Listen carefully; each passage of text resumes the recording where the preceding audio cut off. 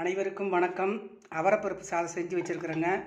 சுட சுட இருக்குது, வாங்க சாப்பிட்லாம். மத்தியானம் சாப்பாடு. இதை தக்காளி பழம் தான் 2 போட்டேன். சின்ன வெங்காயம், பூண்டு, வரமிளகாய் காரத்துக்கு போட்டிருக்கேன். பாருங்கள், ஆவி பறக்குது பாருங்கள். நெய்யை ஊற்றி சாப்பிட்ணும். சாப்பிட்றப்ப தான் நெய் ஊற்றுவேன். நானே உருக்கு வச்சுருக்கிற நெய்யுங்க. முருங்கைக்கீரை உள்ளார போட்டு வச்சுருக்கேன். இந்த நெய்யை ஊற்றி சாப்பிட்டோம்னா செம்ம டேஸ்ட்டாக இருக்கும்.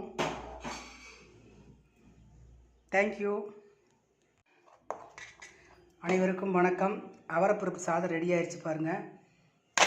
இப்போ தான் சாப்பிட்லான்னு உட்காந்துருக்கேன்.